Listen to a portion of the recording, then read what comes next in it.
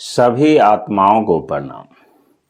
आज का विषय है सांप्रदायिक धर्मों के मुख्य उद्देश्य।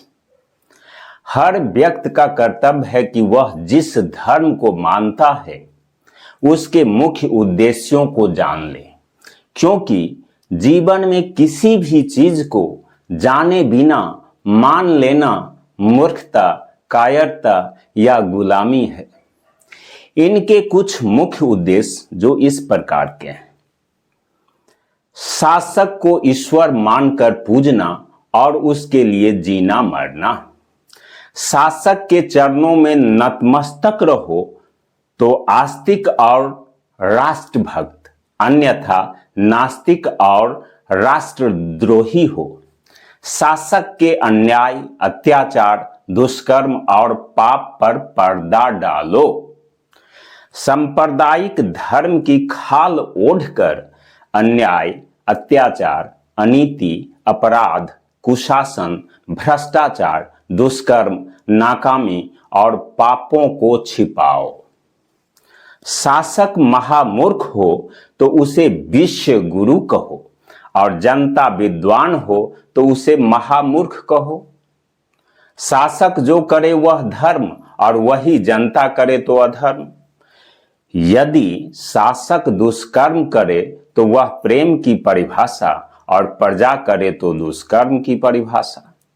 शासक की पत्नी और बेटी दुष्कर्म करे तो उससे नारी जाति का सम्मान बढ़ जाती है और प्रजा की पत्नी और बेटी सत्कर्म करे तो उससे सम्मान घट जाती है। सत्य को दबाना, सताना और समाप्त करना, मानवता की हत्या करना। सांप्रदायिक धर्मों को अपनाने के लिए साम, दाम, दंड और भेद की नीति अपनाई जाती है। धर्म के नाम पर भय पैदा करना, शारीरिक, मानसिक और आर्थिक शोषण करना, गुलाम बनाना और जनता के खून पसीने की कमाई को पानी की तरह बहाना।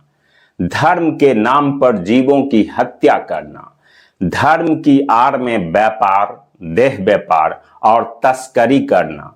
यदि जनता 1 रुपया चुरा ले तो वह चोर है और शासक अरबों रुपया चुरा ले तो वह चोर नहीं भगवान है। यदि आम नागरिक एक अपराधी की हत्या कर दे तो वह हत्यारा है और शासक लाखों निर्दोषों की हत्या करवा दे तो वह उद्धारक कहलाता है।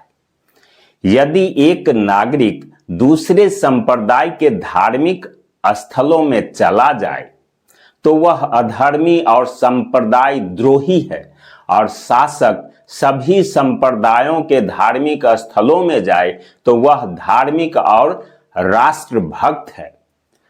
गरीब के बच्चों को कट्टरपंथी और हिंसक बनाना, असत्य, अधर्म और हिंसा के मार्ग पर चलने की प्रेरणा देना, नफरत, अश्लीलता, अफवाह और हिंसा फैलाना, ढोंग, पाखंड, अंधविश्वास, अंधभक्ति, अंधश्रद्धा और अंध आस्था को बढ़ावा देना, आस्तिक और नास्तिक का सर्टिफिकेट देना, दोहरा चरित्र, कथनी और करनी में अंतर, समाज में जहर घोलना, फूट डालो और राज करो, अपने नाम में स्वामी, गुरु, जगत गुरु, शंकराचार्य, विश्व गुरु, ईश्वर, ईश्वरीय, महाराज, फादर, मौलाना, बापू इत्यादि लगाकर स्वयं को स्वयंभू मानना, भड़काऊ, भयावह और बहुरूपिया वेशभूषा बनाकर लोगों को धोखा देना, तंत्र, मंत्र, यंत्र, जादू टोना और चमत्कार के नाम पर लोगों को बेवकूफ बनाना, भूत प्रेत के नाम पर पूर्वजों को अपमान करना, लोगों का धन और इज्जत लूटना, अपने दुष्कर्मों पर पर्दा डालने के लिए भूत प्रेत का सहारा लेना, धर्म ग्रंथों में लिखी गई बातों को प्रखर होकर बोलने वालों की हत्या करवाना, वर्तमान की सच्चाई को समाप्त करने के लिए अतीत की झूठी प्रशंसा करना, वर्तमान की सच्चाई को समाप्त करने के लिए अतीत की झूठी प्रशंसा करना, यह बहुत बहादुरी है, इसलिए कि वर्तमान की प्रतिभा को हम इसी आधार पर समाप्त कर देते हैं और उस आदमी की चर्चा बार बार करते हैं जो है ही नहीं। सत्य बोलने वालों को बदनाम करना, फर्जी मुकदमा में फंसाकर जेल भेजवाना और हत्या करवाना, सत्य बोलने वालों को तब तक शोषण करो जब तक कि वह आपा न खो दे, और जब वह क्रोधित होकर बोले तो उसे अपराधी, देशद्रोही और आतंकवादी बताकर हत्या करवा दो। बेश्या, बेईमान, अपराधी, शोषक, महामूर्ख और पाखंडी का सम्मान करो और परिश्रमी, विद्वान, गुणवान, ज्ञानवान और सभ्य की उपेक्षा करो।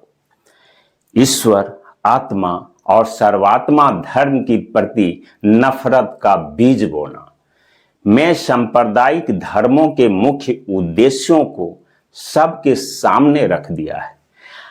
अब आप लोग खुद निर्णय कर लें कि जीवन को सर्वात्मा धर्म के मार्ग पर ले जाना है या सांप्रदायिक धर्म के मार्ग पर, क्योंकि हर व्यक्ति अपने जीवन का मालिक स्वयं होता है।